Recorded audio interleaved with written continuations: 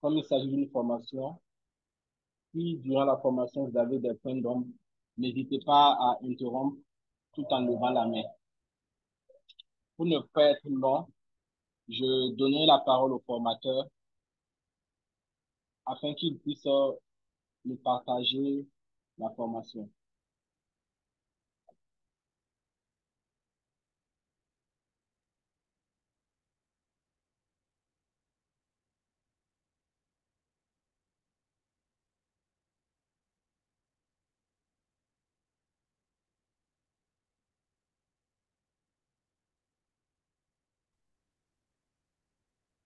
Bonsoir.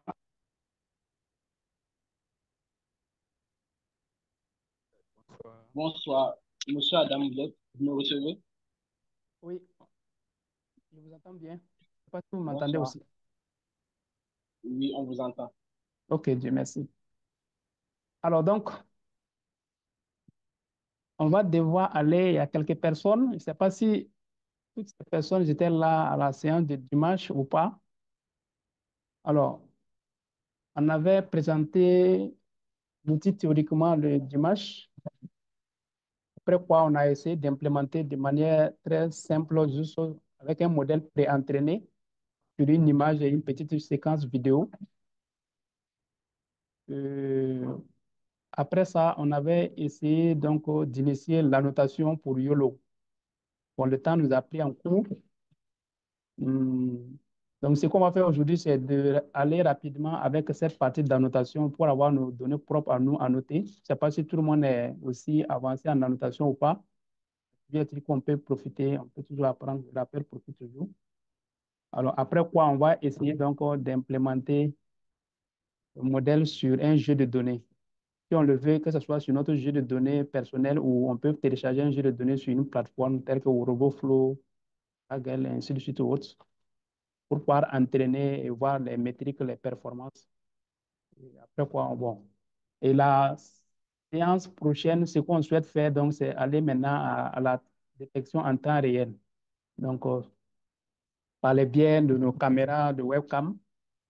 Et tout dernièrement, si le temps nous permet en tout cas de pouvoir aussi prendre une séquence vidéo, je préfère, où on pourra traquer les cibles et les dénombrer et afficher un certain nombre d'informations qui puissent servir en fonction de nos domaines. Moi, personnellement, mon domaine, c'est les transports. Donc, ça me permet d'évaluer, par exemple, à un point donné, les véhicules qui viennent, ceux qui partent, les traquer et ainsi de suite. Donc, on peut afficher un certain nombre d'informations et même afficher les informations liées à la vitesse et ainsi de suite. Pour quelqu'un qui est dans le domaine donc, des animaux et autres, tout ça aussi, on peut dénombrer, ainsi de suite, quoi. Donc, voilà à peu près ce qu'on souhaite faire. Mais aujourd'hui, on va essayer de poursuivre avec notre annotation. Et après, on va essayer de faire un cadre d'entraînement de modèle. Bon, je ne sais pas si tout le monde était là. N'empêche, je vais essayer de copier les fichiers texte. Vous n'avez pas pu participer le dimanche. Oh, bon. Alors, ça ne vous empêche pas, parce que pour l'annotation, on va revenir rapidement, reprendre au début pour que tout le monde puisse nous suivre. Mais pour l'implémentation, la dernière fois, c'était juste sommaire. Je vais copier le fichier texte et le mettre dans le chat. Vous allez pouvoir télécharger.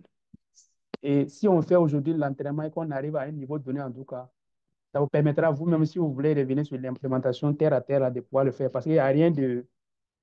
C'est juste installer les packages nécessaires, cloner, puis aller, bon, avec, on a testé sur une image, testé sur une séquence vidéo. Mais si on arrive à commencer nous-mêmes par le début aujourd'hui, ça vous permet de revenir sur ça. Alors, donc, on va devoir aller avec la notation pour YOLO. Je vais partager mon écran.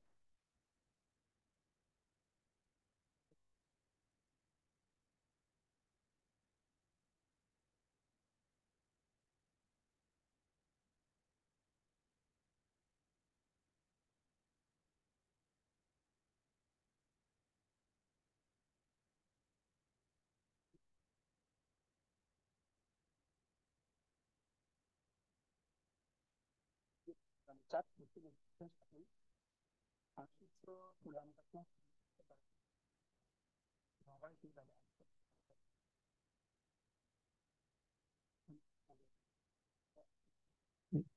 Adama, je pense que ton son est parti. Maintenant, c'est bon. Le casque souvent déconne. Mais c'est bon. OK. Alors, donc, je vais essayer de mettre le fichier texte là dans le chat pour que chacun puisse récupérer rapidement. Ça, c'est pour l'annotation. Je vais mettre pour l'implémentation aussi qu'on a eu à utiliser la dernière fois. Pour ceux qui n'étaient pas là, vous pourrez télécharger. Si on arrive à évoluer aujourd'hui avec donc l'entraînement, je pense que vous pourrez donc revenir vous-même pour faire l'implémentation. De toute façon, au cours de l'implémentation, on va faire effectivement une partie de test sur une donnée simple pour se rassurer avant de continuer. Ceux qui ont la possibilité aussi, bon, on peut faire le parcours des données disponibles en ligne. Surtout, je conseille là, pour YOLO, il travaille beaucoup avec la plateforme RoboFlow. Si vous avez la possibilité, vous pourrez créer rapidement votre compte sur RoboFlow pour le moment gratuit, pour nous permettre donc de rechercher le type de données dont on aura besoin. Et on va voir comment on peut exploiter directement les données au lieu de télécharger une grande quantité de données directement sur mon ordinateur localement. Tant que je n'ai pas besoin de visualiser les données d'une manière, bon, pour moi, il est conseillé de ne pas surcharger l'ordinateur. On peut directement prendre le code là-bas et puis venir mettre dans notre code et puis continuer avec quoi. Ça nous permet donc d'avoir les données dont on a besoin et puis pouvoir entraîner correctement. Donc, comme on a dit, s'il y a des questions, vous pourrez m'interrompre au fur et à mesure qu'on évolue, soit dans le chat ou bien vous pouvez lever la main pour pouvoir interagir en même temps. OK. Alors, donc, j'ai mis les deux fichiers texte et on va essayer d'aller. La dernière fois, on avait essayé donc de vouloir installer le label IMG directement. Bon, je vais dire que je n'étais pas spécialiste de ces domaines-là, mais il me semble que pour ceux qui sont beaucoup plus avancés en Python et autres, par exemple, nous avons beaucoup de projets que nous exécutons sur nos PC et autres qui demandent d'installer ça et ça, ainsi de suite. Il arrive souvent que pour certains projets, ça signale donc des erreurs. Il y a des messages d'erreur qui interviennent. Pourquoi? Parce qu'il y a eu des conflits entre différents packages qu'on a installés, d'autres, les versions, ainsi de suite. Souvent, pour contourner ça, il est conseillé de faire ce qu'on appelle la création d'un environnement virtuel. Donc, lui, il est isolé et il n'a pas d'interférence avec les projets physiques. Donc, on conseille ça. Donc, ce qui fait que pour l'annotation, on avait, ce n'est pas celui-là, c'est l'annotation, on avait partagé les deux méthodes ici. La méthode où on peut aller directement et la deuxième méthode où on peut essayer donc de créer un environnement virtuel. Je vais essayer donc de séparer où on peut créer un environnement virtuel. Donc, on peut aller de cette manière directement. Et la deuxième méthode, c'est de créer un environnement virtuel. On avait commencé la dernière fois. De toute façon, elle n'est pas longue, cette méthode-là. Quand bien souvent, ça peut créer donc des conflits avec des éléments. Donc, on préfère qu'on peut laisser ça et puis tout le monde, on va apprendre à créer un environnement virtuel pour y aller. Alors, sans plus tarder, on va permettre à tout un chacun, on avait souhaité que vous installez la distribution Anaconda ou Python tout simplement. Donc, on va chercher notre PowerShell Python. Dans ma barre, par exemple, je cherche PowerShell, Anaconda, PowerShell Prompt, et vous l'ouvrez.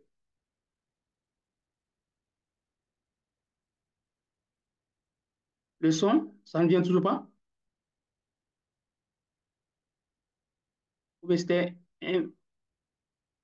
On n'entend rien. Le son, on t'entend. Bon, quelqu'un dit qu'il n'entend pas. Peut-être, c'est pas si à son niveau seulement. Ah, ok, ok.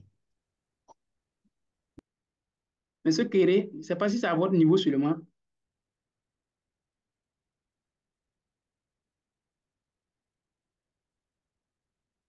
OK. Donc, j'ai mis tout le nécessaire dans le fichier texte là par là pour que vous n'ayez pas besoin donc de vouloir saisir vous-même. On va essayer d'aller étape par étape. J'explique chaque ligne et puis bon, on va les prendre, coller et puis on va pouvoir aller. Donc, ce qu'on veut faire, on va créer un environnement virtuel sur lequel donc on va faire installer notre label IMG pour pouvoir faire l'annotation. Et à l'issue de ça, on va garder cette petite quantité de données. On ne va pas prendre une grande quantité pour, comme il y a les contraintes de temps. Et à l'issue de ça, on va pouvoir utiliser ça pour faire notre test, l'entraînement sur YOLO. On va montrer aussi l'autre procédure qui est beaucoup plus, c'est de copier les données quelque part et puis venir mettre. Donc, allons-y. La première des choses, c'est pour arriver à créer l'environnement virtuel. Donc, pour créer ça, la commande Python, c'est de dire Python-m, on met 20 et on met le nom donc, de l'environnement. Ce nom-là, il n'est pas imposé. Donc, label IMG, moi, j'ai décidé de l'appeler ainsi. Quelqu'un pourrait l'appeler autrement. Donc, vous choisissez ce que vous voulez et puis vous l'appelez par ce nom. Mais je l'ai fait pour que je puisse me repérer par rapport au type de projet, quoi. Donc, on va copier cette ligne de commande-là pour la première fois et on vient mettre ici. Il me semble que je dois en avoir déjà quelque chose, donc je vais mettre peut-être un nom comme ça, 2. Donc, je vais créer cet environnement-là et je valide.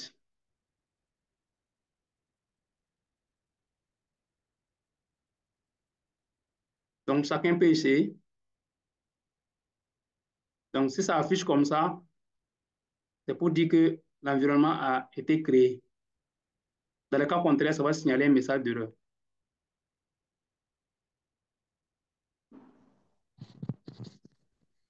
S'il y en a qui ont des soucis, ils peuvent intervenir en même temps pour qu'on puisse...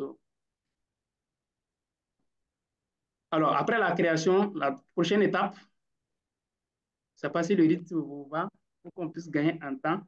La prochaine étape aussi, c'est de l'activer. Alors, on peut même on peut mettre conda create aussi, hein, il y a d'autres formules pour pouvoir créer l'environnement virtuel, mais cette manière aussi marche. Donc après, on revient sur le fichier texte par là. La prochaine étape, donc l'étape 2, c'est activer l'environnement là. Donc il faut appeler le nom de l'environnement. Malheureusement, il n'y a pas espace hein, pour le coller. Donc j'appelle le nom de l'environnement qui a été créé et je mets script et je mets activate. Quand c'est pour Windows et quand c'est pour Mac, là il faut mettre source label img-bin. Ensuite on met activate. Il faut des gens qui ont Mac aussi. Alors donc je vais mettre ça. Et si c'est bon, je valide. Il y a un message. Vous avez un souci. C'est lié à quoi? Ça dit quoi exactement? Python est introuvable. Exécuter sans argument. Python est introuvable. Ça veut dire que vous n'avez pas Python installé sur votre PC ou Oui, j'ai Python installé sur mon PC. c'est bien le PowerShell que vous avez ou bien c'est le CMD. À ne pas confondre avec le CMD. Hein. C'est le PowerShell. C'est bien le PowerShell. Oui. Prenez le CMD et puis on essaie avec ça pour voir.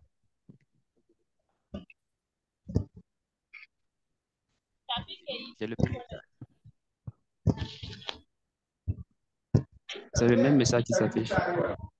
Bon, est-ce qu'il n'y a pas eu de soucis récemment sur votre version Python? Si Python est là, normalement, il ne faut pas dire que Python est introuvable. Pardon? Est-ce que vous n'avez pas eu récemment de soucis avec votre Python installé là? Même bon, j'ai pas eu de soucis parce que hier même je travaille là-dessus. Non, j'ai pas eu de soucis. Peut-être des soucis qui ne m'empêchent pas de travailler parce que hier même je travaille avec ça. Bon, il faut faire une commande Python, vous mettez pip3 installe quelque chose, une sorte de librairie, on va voir ce que ça dit. Pip install, ok. Pip installe une sorte de librairie, par exemple.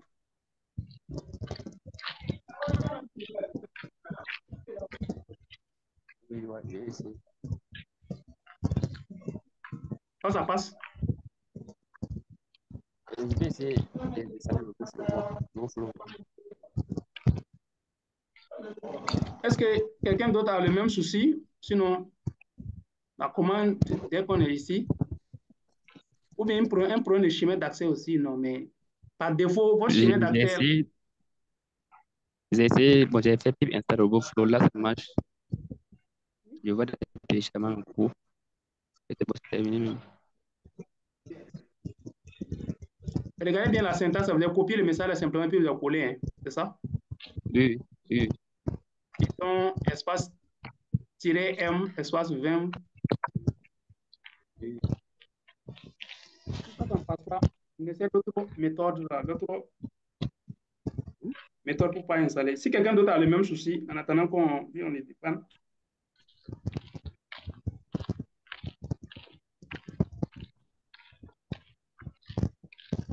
Donc, reviens sur le PowerShell là.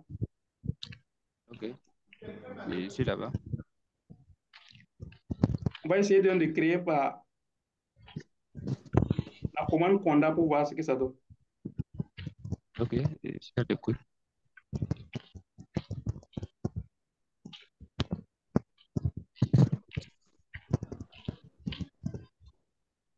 Donc, tu mets conda create, conda espace create. Conda, votre s'il vous plaît.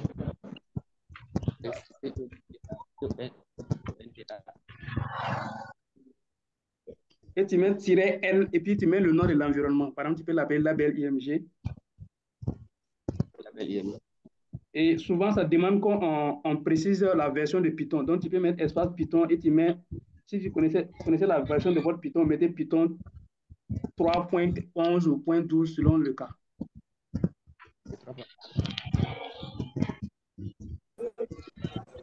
Conda, espace create, espace -n et mettez ou donnez le nom de l'environnement. Par exemple, vous l'appelez label IMG 1 ou autre. Je demande l'orthographe de Conda, s'il vous plaît. Ça demande quoi? L'orthographe de Conda. Conda. Moi, le Conda, ça ne connaît pas ça non plus. L'orthographe J'ai écrit dans le de chat, vous allez voir. Ouais, ok, ça marche.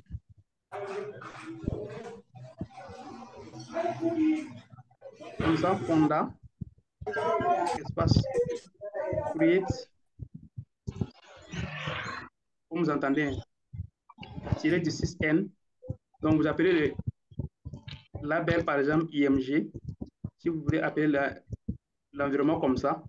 Et on peut mettre Python et vous mettez égal. Si c'est que vous connaissez votre version de Python, par exemple, vous mettez Python version comme ça. Python égal à 3.11. Voyons.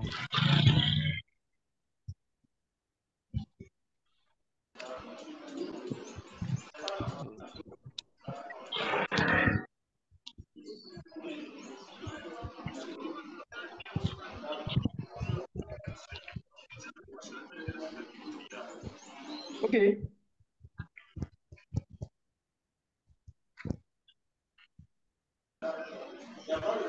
Conda, le terme Conda n'est pas reconnu comme mon nom d'appel de commande fonction fichier. Vérifier l'orthographe du nom, du schéma d'accès. Ouais, je m'en doutais fort. Je pense que c'est bien une question de schéma d'accès, quoi. Alors, copiez ces méthodes et puis mettez juste ça dans votre navigateur. Ils vont vous donner des astuces que vous allez essayer en attendant qu'on vient. Je pense que c'est un problème de schéma d'accès, quoi.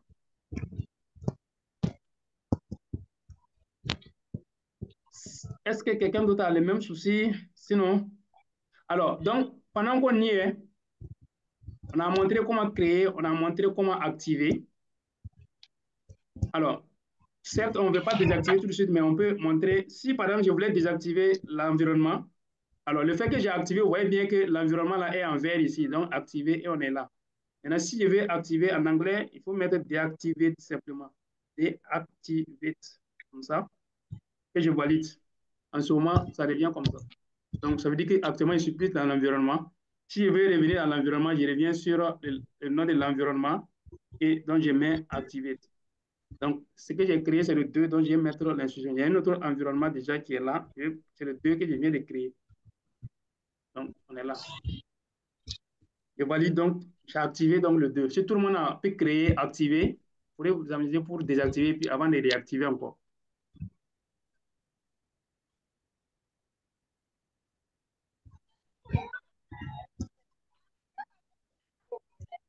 OK.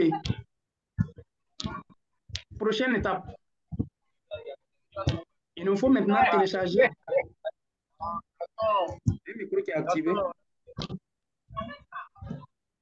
Prochaine étape, c'est arriver maintenant à télécharger de GitHub, donc de label IMG. Comme on veut le faire de manière locale. Donc, j'ai mis ce lien-là. Il nous suffit vraiment de copier ça et on va mettre quelque part dans le navigateur pour pouvoir télécharger donc ce GitHub-là. Je peux le mettre quelque part ici. Et donc, je pars à la page d'étape.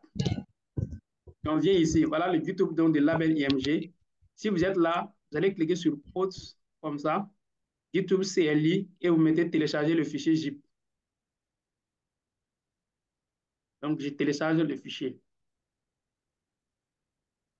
C'est compressé, quoi.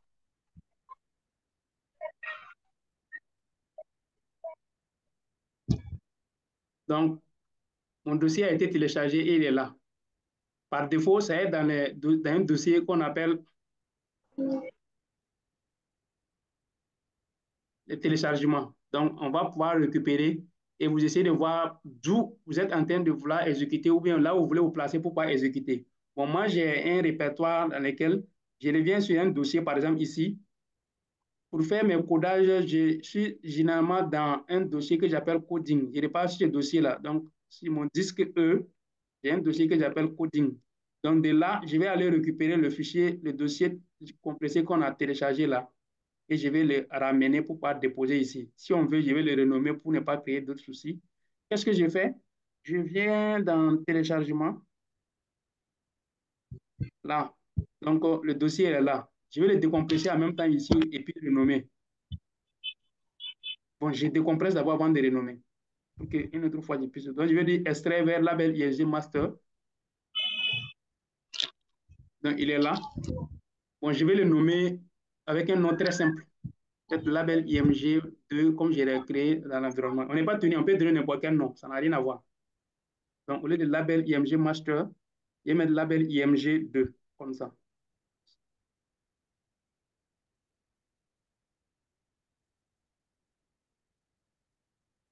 D'abonner, quand vous avez mis, vous n'avez pas eu des astuces pour pouvoir. Ou bien vous avez un éditeur de code,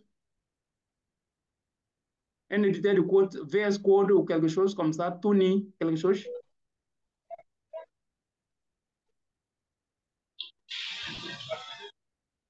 Sinon, vous pourrez essayer là-bas aussi. Pourquoi voir. Donc, j'ai mon dossier téléchargé, je l'ai renommé. Donc, qu'est-ce que je vais faire?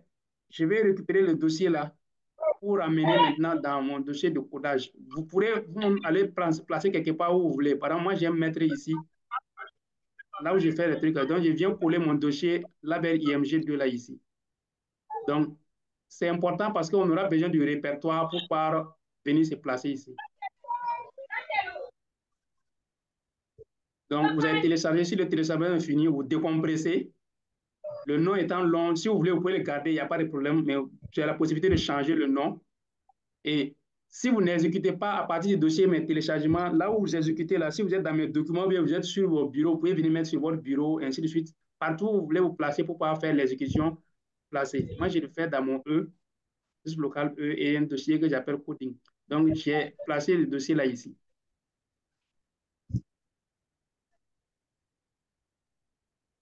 Salut. Ceux qui ont pu installer la label IMG, l'autre là, est-ce que cette étape-là, télécharger le dossier là, sur GitHub, nous concerne? Ce qu'on a fait la dernière fois, là, c'était juste en physique. On a installé directement physiquement sur notre C. Donc, ça n'a rien à voir. Et le jour, on n'en a pas besoin de faire. Mais quand tu veux faire dans un environnement virtuel, on est tenu donc de télécharger donc, le GitHub là, à partir de lequel on va placer les éléments. On va dire que c'est l'autre petit inconvénient de l'environnement virtuel aussi, parce que ça nécessite qu'on installe certains éléments. Et autres. Or que quand c'est la dernière fois, on a fait juste en 2-3 commandes et puis c'était bon, quoi. Mais si vous ne voulez pas mettre le virtuel aussi, il n'y a pas de problème. Vous pouvez ouvrir votre installation de la dernière fois, puisqu'on avait fait un virtuel avant d'installer la label IMG. Oui, l'un ou l'autre, il n'y a même pas de problème. On peut créer l'environnement virtuel en amont ou en aval, et ça ne change rien. Voilà. Puisque jusque-là, on a fait un truc. Alors, donc, il reste simplement qu'on vienne, on va activer l'environnement et on va les maintenant se loger dans le dossier label IMG à partir d'ici. Donc, si tout le monde suit, pas celui qui a un souci. Donc, la prochaine étape, une fois que j'ai téléchargé le YouTube et je l'ai renommé, je l'ai placé quelque part, maintenant, il faudra répertorier votre chemin d'accès. C'est important. Donc, qu'est-ce que je vais faire? Moi, j'ai mis mon dossier label IMG2 là ici. Donc, je fais semblant de l'ouvrir. Il est là et je vais venir dans la barre là ici. Je fais clic gauche, je fais clic droit comme ça et je dis copier l'adresse. Je copie l'adresse et maintenant, je vais venir dans mon répertoire prompt là ici et je fais CD pour dire que je vais me placer dans ce dossier et je colle l'adresse. comme ça. Si vous voulez vous-même écrire aussi, vous pourrez écrire manuellement, mais il est plus facile d'aller sur le dossier lui-même. Vous l'ouvrez, par exemple, le dossier label IMG2 est ouvert. Je clique comme ça, je fais clic droit, copier l'adresse. Et une fois que je copie l'adresse, je viens par ici et je mets CD, je mets espace et je colle. Donc, une fois que je valide, vous voyez, maintenant, je suis venu me loger dans le dossier label IMG. C'est pour dire que les librairies ou autres que je vais installer là seront uniquement là-bas, quoi. Ça ne va pas concerner autre truc sur mon PC.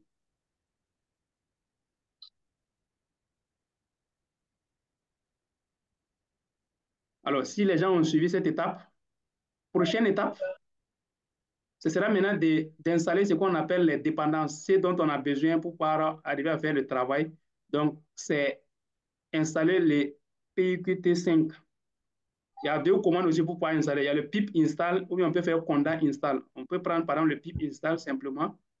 Au cas où ça signale comme souci des gens, on peut donc, on a bien de ça pour pouvoir donc faire la visualisation des images. Donc, je mets pip install PYQT5. Donc, il cherche les dépendances et ainsi de suite là pour pouvoir installer. Donc, chez moi, on me dit par exemple qu'il y a une version beaucoup plus nouvelle qui existe et on me dit pour faire la mise à jour, j'ai la possibilité de copier cette commande-là et puis donc pour upgrader. Donc, je copie cette commande et je vais mettre pour pouvoir upgrader effectivement.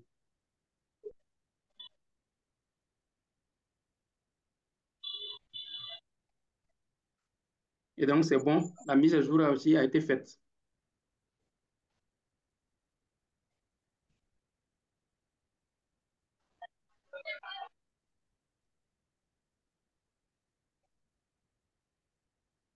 Place ça ici un peu. Voilà quoi. Donc, si vous installez et que ça dit qu'il y a une version beaucoup plus où on peut upgrader, vous prenez la commande proposée là et puis vous mettez, vous validez. Donc, on a fait. Dernière chose à installer, comme on peut voir, tout est précisé. Donc, c'est ça, les ressources PRQ. Je copie. Là aussi, je viens me placer, je colle et on valide. Bon, chez moi, ça fait déjà des trucs, donc ça passe plus vite.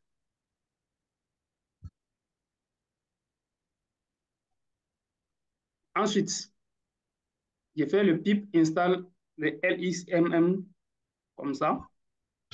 La dernière souche.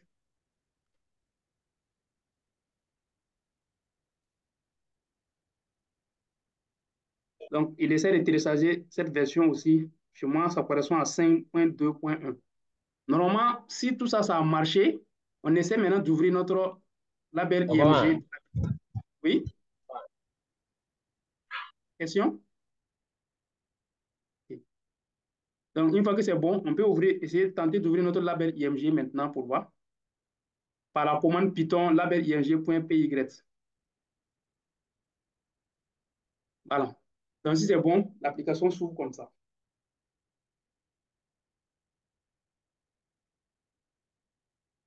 Monsieur Dabonné, mais vous avez réussi à installer de manière locale la dernière fois là, non? Si vous avez pu, vous pouvez tenter d'ouvrir cette installation aussi pour ne pas tout perdre, quoi. En attendant que vous trouvez solution pour votre chemin d'accès. Si vous avez la possibilité d'ouvrir l'installation de la dernière fois, et on montre juste parce que vous avez le choix entre installer directement et puis installer dans un environnement virtuel. Comme je l'ai dit, je ne suis pas spécialiste de ces questions, mais ce que je retiens, ce que j'ai pu comprendre, quand on crée un environnement virtuel, ça évite en tout cas les interférences entre différents codes, les versions qui peuvent créer des conflits souvent. Et ça isole ce que vous venez de faire tout à l'heure, qui fait que ça n'a pas d'impact, ça n'a pas d'interférence avec d'autres choses déjà existantes sur votre PC. C'est l'avantage de créer souvent les environnements virtuels. OK. Alors, donc, on l'a fait. Tant qu'on n'a pas mis fin à cette commande-là, notre application, la label IMG, la restera ouverte là. Ce que je n'ai pas dit aussi, il est possible de télécharger un logiciel appelé label IMG aussi pour installer sur votre PC. Seulement que je pense qu'à des niveaux, les fonctionnalités seront limitées parce que ça va vous appeler à payer et ainsi de suite. Bon, moi, personnellement, je n'ai pas étudié, mais il me semble qu'à un moment donné, il y a des limitations. Or, qu'en fait, de cette manière, vous pourrez l'utiliser comme tant que vous voulez. C'est-à-dire qu'une fois que j'ai fait ces étapes-là, prochaine fois, quand je vais vouloir, je n'ai plus à réinstaller les trucs. Je viens sur moi, je réactive mon environnement et les autres éléments ont déjà été installés. J'active mon environnement, je me loge, je passe et mettre dans mon dossier, par exemple, le label IMG Master que j'ai renommé en label IMG 2 aujourd'hui. Je ne vais pas me loger à l'intérieur sur moi et puis je tape pour ouvrir. Ça va s'ouvrir en ce moment. Au lieu de toutes ces commandes, on n'aura qu'à 2 ou 3 commandes simplement. Alors, donc voilà ce qu'on a comme l'application. Je présente rapidement. Open, c'est pour ouvrir un dossier. Open Dir, c'est surtout ça qu'on va utiliser. C'est quoi? C'est le fait de choisir le dossier qui contient nos images à annoter. Le Save Dir là, quand on dit que ça veut dire que quoi? On va changer le dossier dans lequel on va enregistrer nos images à annoter. Donc ici, c'est la source, ici, c'est la destination. C'est-à-dire, quand on va prendre les images à annoter, on va les prendre dans là. Et quand on veut mettre les images à annoter dans un autre dossier, on va les mettre ici. Ensuite, ça, c'est pour quand on annote une image, on enregistre et on passe à la prochaine, on peut revenir en arrière, vérifier l'image. Et comme je le disais, il a la possibilité donc de s'adapter à différents formats. Par exemple, quand on clique, il y a le format Machine Learning, Create Machine Learning Model, il y a le Pascal et il y a le YOLO. Donc, nous, on va prendre donc le format YOLO pour pouvoir faire ça. Quand on aura chargé les images, c'est tout là vont s'activer parce qu'on aura besoin donc de prendre la boîte englobante pour pouvoir détecter nos cibles. Alors, comme tout le monde n'était pas là, on revient la dernière fois sur ce qu'on avait fait aussi en lien avec le téléchargement rapide des images. Je ne sais pas si tout le monde avait pu télécharger, mais je vous conseille, on va prendre une petite quantité d'images simplement aujourd'hui. On va prendre une petite quantité d'images simplement aujourd'hui pour ne pas perdre du temps.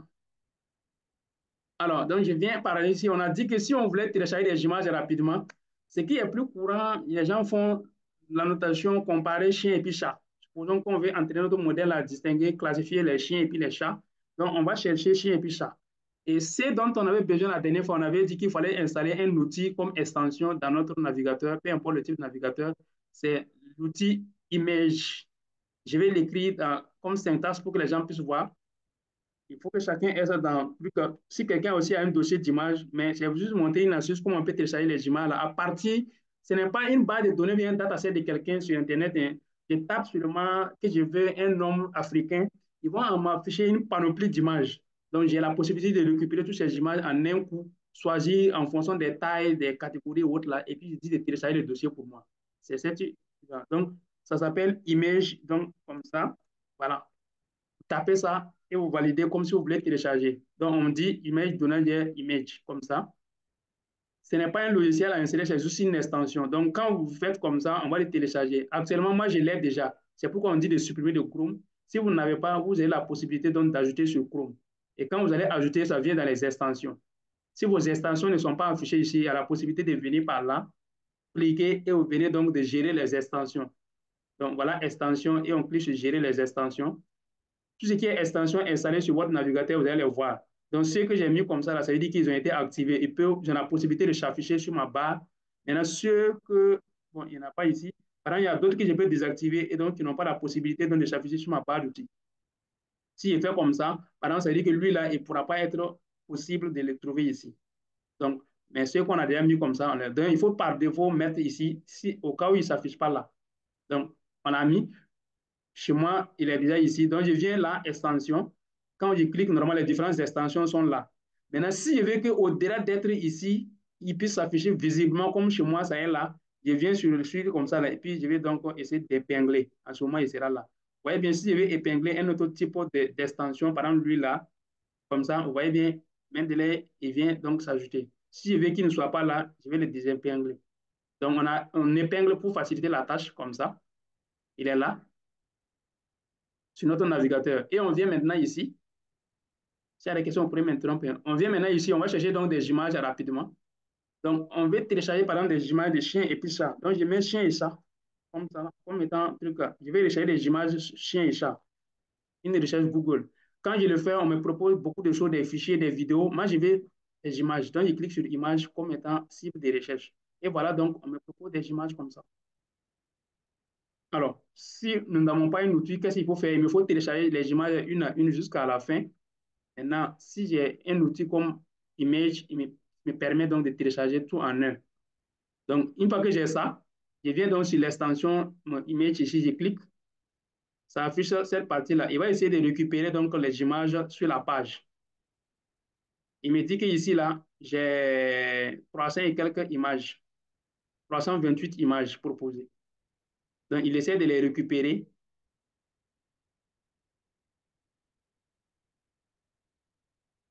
Alors, donc, il a récupéré l'ensemble des images. Maintenant, j'ai la possibilité de trier les images ou bien de tout télécharger. On peut donc sélectionner en fonction de la taille. Par exemple, ini, c'est pour dire que l'ensemble. Sinon, il y a les petites images, les images moyennes, les larges, les très larges. Ou bien on peut définir aussi une taille et puis voir ce qui correspond à ça et puis voir nous donner. Il y a le type d'image, format JPG, GIF, PNG, ainsi de suite ou autre là. On choisit ce qu'on va prendre, et le layout et puis l'URL. Bon, on peut prendre la taille, par exemple. Nous, on veut prendre une petite quantité, juste une petite quantité, il préfère. On peut prendre, par exemple, les images. Bon, on peut prendre médium, pourquoi pas. Et le type, là, on va essayer de réduire pour voir qu'est-ce que ça correspond. Si on prend JPG, voilà, comme ça. En ce moment, il va nous dire combien d'images je peux télécharger. Donc, dans cette classe-là, en fonction des critères que je définis, on peut avoir 124 images. Je pense que c'est trop, hein, ça peut nous fatiguer. On va venir large, par exemple, et puis on prend comme ça, voilà. Je prends large ici. Et je prends le format JPG, ça nous permet d'avoir 47 images. C'est juste pour pouvoir essayer. Au besoin, vous pourrez vous-même, au lieu de prendre une très grande quantité, et le téléchargement va prendre du temps, la notation aussi pareil. Donc, on vient. Si j'ai récupéré ça maintenant, je clique sur Select All et il récupère l'ensemble et je mets maintenant Download. Ça. Donc, il va télécharger les images là. S'il y en a qui ont des soucis, vous pouvez signaler. Donc, il essaie de télécharger les images jusqu'à la dernière. La progression est affichée là. Voilà. Alors, donc mes images ont été téléchargées, donc je peux faire close ici. Naturellement, ça doit aller, tant que je n'ai pas précisé un emplacement ou enregistré, par défaut, ça va aller dans mes téléchargements. Donc, je viens sur mes dossiers quelque part, je pars dans mes téléchargements. J'ai mis quel nom? Voilà, j'ai mis le nom chien et puis chat, donc il récupère le nom de la recherche Google directement pour pouvoir mettre. Donc, à moi de changer le nom pour mettre ainsi de suite au autre là. Et on va décider, par exemple, de copier les images là pour aller les mettre quelque part.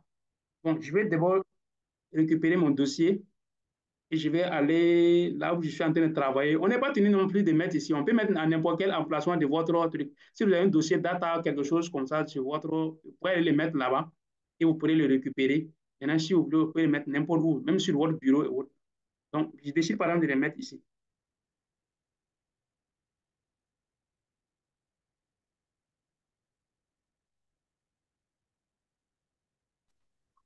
Est-ce qu'il a été copié? C'est pas sûr.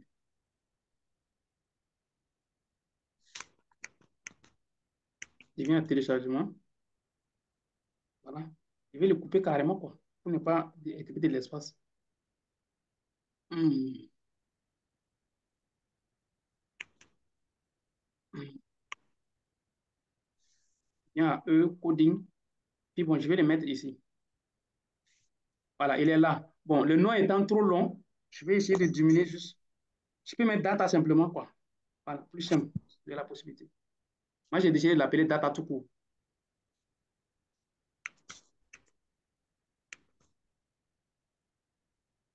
Aussi, logiquement, dans l'entraînement, pour pouvoir faire un modèle, on a la possibilité donc de répartir les données en données d'entraînement, données de validation et puis données de tests. Alors, les deux premiers, normalement, doivent être annotés. C'est-à-dire qu'il doit annoter les données d'entraînement et de validation. Et maintenant, les données de test, si je veux, je peux laisser ça. Ça veut dire que ça peut provenir de n'importe où. Si je veux aussi, je peux répartir simplement en validation et puis entraînement seulement et me rassurer que je vais avoir d'autres données inférieures pour amener, pour pas faire mon travail. Bon, moi, je vais rentrer, je vais essayer de récupérer une partie pour mettre dans un dossier que je vais appeler 1, un deuxième que je vais appeler 2, un troisième 3, par exemple, en fonction. Bon, les spécialistes de machine learning nous donnent des astuces pour comment répartir. D'autres ont défini des pourcentages, mais qui ne sont pas statiques. C'est-à-dire, d'autres ont dit qu'il faut 70% pour l'entraînement, 20 ou bien 25% pour la validation, et ainsi de suite. Mais c'est fonction des situations. Il y a beaucoup d'autres paramètres. Les spécialistes de l'IA peuvent aider. Alors, on va récupérer une partie des données pour mettre dans un dossier qu'on va appeler 1 par exemple, ensuite 2, et ainsi de suite. Donc, pour ne pas créer de donc je reviens ici, je vais créer un dossier 1, 2, 3 ou quelque chose comme ça.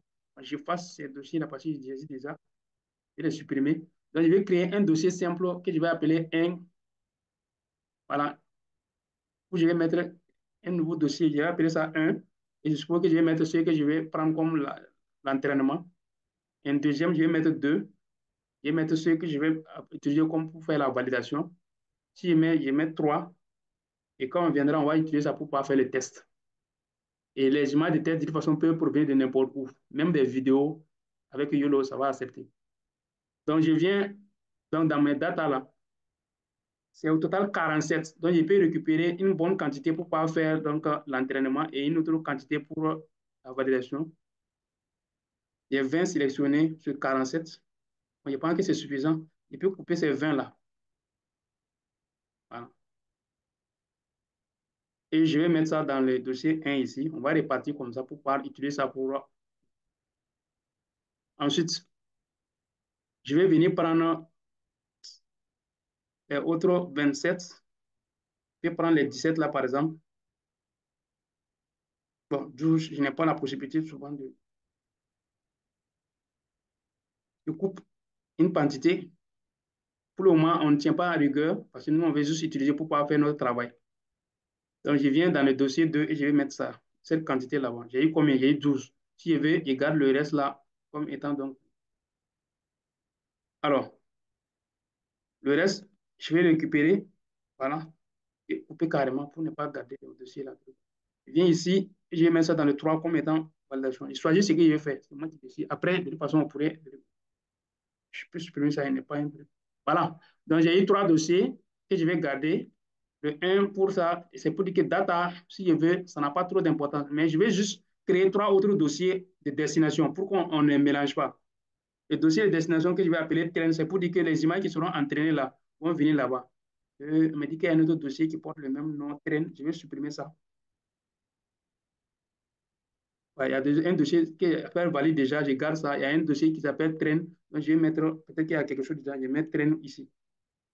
Et si je vais créer un troisième dossier que je vais appeler test.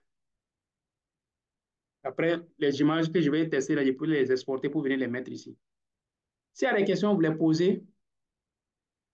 S'il y en a qui ont des soucis. Donc, si vous avez réussi aussi à répartir vos données, comme vous pouvez, ou bien vous pouvez garder dans le même dossier, c'est comment montrer, comment voir les trucs. Alors, on revient maintenant sur notre label IMG. Moi, je vais prendre d'abord m'intéresser au dossier donc, de train. C'est pour dire que je vais prendre les dossiers de dossier 1, les images du dossier 1, je vais donc les annoter et je vais les enregistrer dans le dossier train. Donc, je prends OpenDIR là. Bon, on dit que j'ai un projet qui n'a pas été enregistré. Je veux quoi? Je veux dire yes. Je veux aborder. Bon, je n'ai pas enregistré. Je dis non. Je n'ai pas enregistré. Donc, je viens sur OpenDIR. Je peux mettre quelque part. Donc, je l'appelle, la commande. Alors, je viens ici. Je vais ouvrir mon dossier 1 comme étant donc ce dossier-là où on va puiser les images pour pouvoir entraîner. Donc, je fais comme ça. Ça, c'est le dossier 1. Maintenant, où est-ce que les images-là vont, ces images annotées-là vont aller? Je vais choisir maintenant change dire là pour répartir dans les mêmes répertoires et je vais prendre maintenant train. Voilà. Je prends train parce que là-bas, les images qui seront annotées doivent aller là-bas. Voilà comment on peut faire. À vous de vous organiser comme vous voulez, ainsi de suite. Donc, les images là proviennent donc du dossier 1 et après annotation, elles iront dans le dossier train. Et après, on va vérifier si elles sont effectivement là. OK. Donc, dès que j'ai chargé, vous voyez bien qu'il y a l'aperçu de la première image en fonction de son nom ou autre là qui est déjà disponible. Qu'est-ce que j'ai fait? Maintenant, pour annoter proprement dit, je viens ici, c'est la commande create rest boss. Il faut savoir aussi qu'on active ça par la commande W directement, comme raccourci. Je ne sais pas si c'est visible. Et dites, voilà, on dit que si je veux créer donc la boîte englobante là, on appuie directement sur W sur mon clavier, ça va faire. Effectivement, je cherche ça. Voilà, donc voilà. Une fois que ça fait, Il nous faut créer donc les classes. C'est pour dire, si j'encadre celui-là, je dois arriver à dire que c'est un chien, c'est un chat, c'est quelque chose, c'est une personne, ainsi de suite. Je pense que YOLO, souvent, et puis l'outil là propose déjà des noms déjà connus, donc familiers, mais on a la possibilité de mettre un nouveau nom aussi. Donc je prends par exemple, je clique, je maintiens le clic et puis je vais encadrer celui-là, c'est un chat. Je regarde bien la fenêtre qui me propose là. Est-ce qu'il y a un chat dedans? Bon, ils ont mis en anglais, hein, autre comme ça. Donc, effectivement, il y a un chat. Le 4, ça veut dire chat. Donc, j'ai choisi que ça là, c'est un chat et j'ai fait OK. Ensuite, je fais W encore pour ne pas prendre le même cadre là et je vais entourer ce chien là. Lui là, c'est un chien. Donc, j'ai choisi dog dans la liste et j'ai fait OK. Quand je vais finir, il faut faire save. Vous voyez bien? Il faut cliquer sur save avant d'aller sur la prochaine image. Et je pars maintenant sur next image. On vient à là. Je crée encore la box. Je prends ici pour ne pas entourer celui-là. Chez le chat. Je clique sur 4. Je fais OK. Ensuite, je fais W encore. Ou bien vous pouvez venir cliquer sur le box là. Hein, et je prends celui-là pour encadrer celui-là. Je pense que c'est un chien. Donc, je clique sur dog. OK. Alors, qu'est-ce qui peut se passer si mon cadre là ne couvre pas trop bien, c'est trop large? J'ai la possibilité de revenir par exemple sur le cadre, prendre comme ça, et puis pouvoir donc recadrer le size pour que le charger pour que ça puisse prendre la cible. Par exemple, je vois que ça ne couvre pas une oreille donc de chat. Je suis juste comme ça. Voilà quoi. Je reviens par là, je fais comme ça. Dès que je finis, je fais C ou bien CTRL S pour pouvoir enregistrer. Aussi, qu'est-ce qui se passe si j'ai par exemple choisi la bonne mauvaise classe? C'est pour dire, si j'ai vu par exemple, au lieu de mettre chat ici, j'avais mis chien. Qu'est-ce que je vais? Je viens écrire clic droit et je mets Edit Label. C'est pour dire que j'ai mis chat, mais je n'ai pas chat. Si c'était chien, j'avais coché ou bien rectifié. J'ai la possibilité aussi de réécrire ce que je veux. Si on voulait tout à l'heure, au lieu de prendre les noms anglais, si on veut mettre nos noms français, on va créer nous-mêmes notre propre label, chat puis chien. Si on veut, on peut aller avec dog et puis cat en anglais. Voilà comment il faut faire. Si c'est fini, je fais CTRL S, j'enregistre et je pars à l'image suivante. Même chose, il faut faire jusqu'à la dernière image. Est-ce qu'il y a des questions?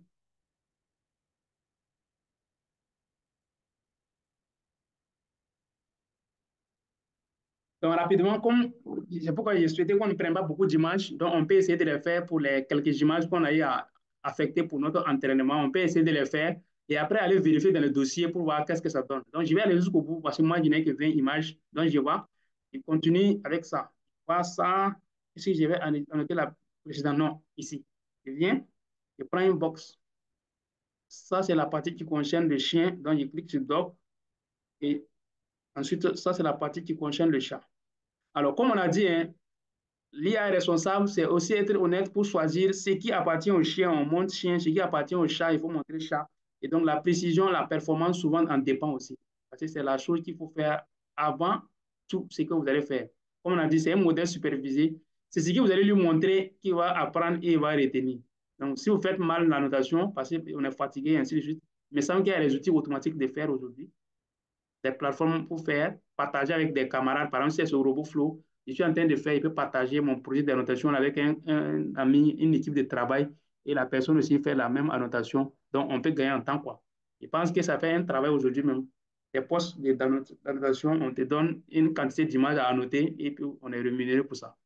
Donc, on y va. Je prends ça pour pouvoir couvrir mon chat. Et ici, c'est pas c'est chat. Je fais OK. Si je finis, j'enregistre et je poursuis. À chaque fois, il faut prendre donc le box pour pas entourer la cible. Je mets que c'est doc. Ensuite,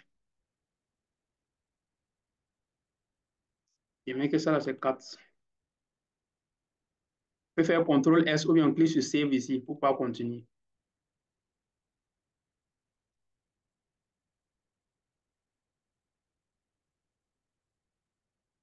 C'est 4.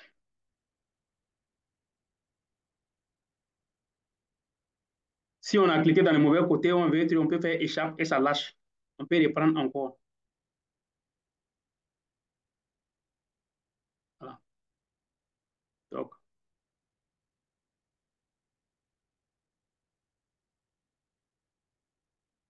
j'espère que ça va chez tout le monde. S'il y a des soucis,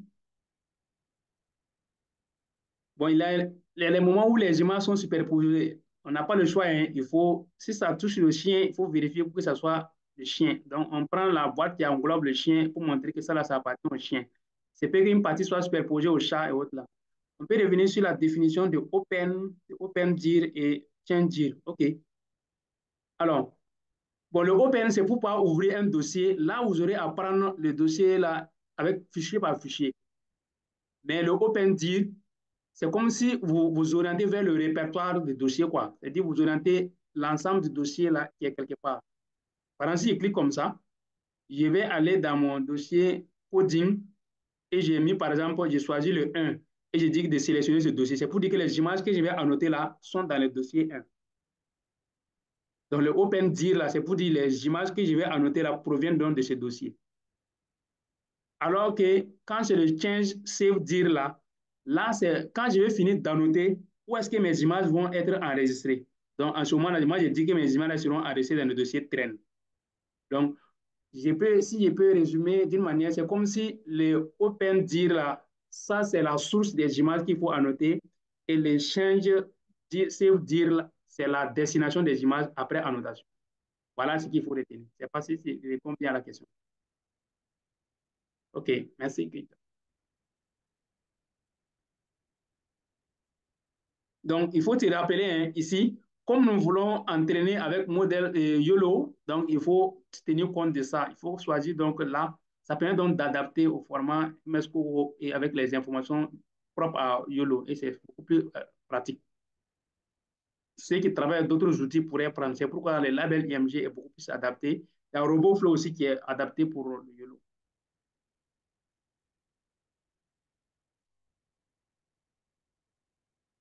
Des questions? S'il y en a. Donc, sinon, allez-y avec quelques images et puis on va finir rapidement, on va les montrer. Donc, dans le dossier, à quoi ça correspond. Qu'est-ce qui se passe, par exemple, si votre fenêtre se ferme de manière inopportune, sans que vous ne soyez prêt à fermer, il y a la possibilité, quand vous allez ouvrir encore, comme vous avez vu mon cas tout à l'heure, il va me permettre donc de continuer avec l'ancien projet. Est-ce que Label dispose d'un outil qui permet donc de reconnaître les formes d'un objet? Oui. Alors, par exemple, ici, c'est la version basique. À un niveau donné, il nous permet donc de sélectionner pas sous forme de boîte englobante comme ça. Donc, on peut faire avec zigzag pour pouvoir arriver à faire le contour carrément. Il me semble, je n'ai pas encore installé la version beaucoup plus poussée, sinon ça permet donc de retourner les contours. Au lieu que je prenne, par exemple, je vais dire, au lieu que je prenne la boîte englobante tout court comme ça, là, vous voyez bien que je prends de l'espace avec ce truc-là. J'aurai la possibilité, avec la version, par exemple, ceux qui payent le logiciel, la label ING même là, il y a la possibilité de suivre comment les outils de, comment, pour couper les images, les outils de traitement des images là, il y a la possibilité de revenir comme ça, suivre les oreilles, suivre les formes comme ça exactement, et puis pouvoir prendre ça. Au lieu que je prenne une boîte qui englobe avec l'espace, avec d'autres éléments. Voilà. Par exemple, vous voyez bien que dans cette boîte, il y a une partie du nez du chien qui se retrouve dedans. Or que j'ai la possibilité, avec la version peut-être, de venir faire comme ça, suivre l'oreille, passer comme ça, et puis voir comme si je veux couper la partie. Oui, ça c'est possible. Imaginons que sur une image, on a au moins 20 chats et qu'il faut forcément encadrer tous les chats, bien sûr, de l'image. Ou bien on peut sélectionner quelques-uns et autres là. Si on veut la précision, c'est mieux d'encadrer tous les chats. Donc, tout ce qui est chat, on encadre tout. Et tout ce qui est chien, on les encadre tout. Voilà, pour la précision en tout cas. C'est pourquoi il faut de la patience. Et naturellement, quand vous voulez faire les traitements, les contrats d'annotation, là, on vous dit de jurer sur l'honneur que vous allez faire le travail en âme et conscience. Parce que si vous êtes fatigué à un moment donné, vous risquez de prendre des boîtes qui ne reflètent pas vraiment la réalité d'un de la cible. Par exemple, il y a 10 chats, vous prenez 2 chats simplement et puis vous continuez suivant, parce que vous voulez finir beaucoup d'images en annotation. Sinon, le mieux pour avoir des performances, ça commence par ici. Il faut annoter, il faut prendre tout ce qui est chat là. Tout ce qui congèle le chat, il faut le prendre dans la boîte. Le reste, YOLO se charge de pouvoir différencier. Par exemple, le chien est superposé au chat. Vous prenez le chat en là-dessus. La partie qui est en tout cas visible, qui dit que c'est le chat là, il faut prendre ça exactement comme ça. C'est pourquoi, bon, il faut être aussi patient. Il me semble qu'il y a des outils automatiques hein, pour faire la labellisation. Je n'en connais pas, je n'ai pas encore exploité. Je pourrais vérifier comment ça marche exactement. Mais l'avantage de YOLO, c'est qu'en amont, ils ont déjà payé des gens qui ont entraîné les modèles pour qu'on ait une très grande quantité de classes. C'est-à-dire, même au BIC, un téléphone, une cuillère, un plat, une personne, une maison, un cahier, voilà. Ils ont déjà fait à l'avance. Donc, si celui qui est paresseux ne veut pas entraîner, par exemple, sur une cible, actuellement, si moi, je veux compter les animaux là, je peux aller amener un peu avec une chèvre, venir mettre directement dans YOLO. Il va me dire que ça, là, c'est une chèvre, ça, là, c'est un peu. Parce qu'ils ont déjà entraîné là-dessus. C'est ça aussi, c'est l'autre avantage. Maintenant, à quel niveau de précision, ça, je ne saurais. OK. Bon, je sais que les gens ont pu évoluer un peu, que vous avez pu annoter quelques images, et puis on va maintenant montrer comment. Voilà. Ça, c'est un chien. Donc, n'oubliez toujours pas d'enregistrer chaque fois que vous voulez finir avant d'y aller. Donc, quand vous finissez le projet, cliquez chaque fois sur Save à partir de là, pour pas aller. Donc, si je veux fermer, donc ainsi de suite ou autre là. On peut faire précédent, on peut faire suivant à n'importe quel moment. Donc, moi, je vais m'arrêter là, je suis paresseux, et puis montrer comment ça peut donner. Je vais aller maintenant ouvrir mon dossier que j'ai appelé Train là pour voir qu'est-ce qu'il y a à l'intérieur. C'est vrai que je n'ai pas tout annoté, mais je vais voir le dossier Train, qu'est-ce qu'il y a à l'intérieur. Vous voyez bien, en fonction donc de la quantité d'images que j'ai à annoter, les images, chaque image correspond à un fichier qui donne les informations sur l'image, telles que les coordonnées, les tailles, les dimensions, ainsi de suite, comme ça. Vous voyez bien, chaque image, comme on n'a pas changé les noms sont restés tels qu'on l'a aperçu sur le net. Et maintenant, une fois qu'il finit, il crée un fichier qu'il appelle un fichier classe pour pouvoir ajouter, qui donne et répertoire l'ensemble des classes disponibles.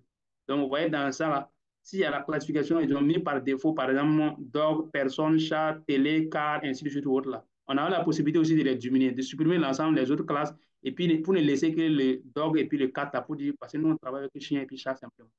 Donc, il crée un fichier classe pour répertorier l'ensemble des classes là, pour que YOLO sache j'ai affaire à quelle catégorie de cible, ainsi de suite. Mais chaque image là, doit avoir dans un fichier test comme ça. À la fin, vous pourrez vérifier à votre niveau aussi. Voilà donc pour ce qui est de l'annotation pour YOLO avec le label IMG.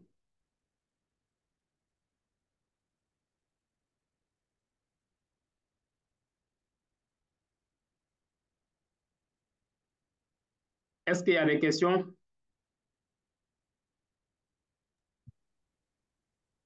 Une question.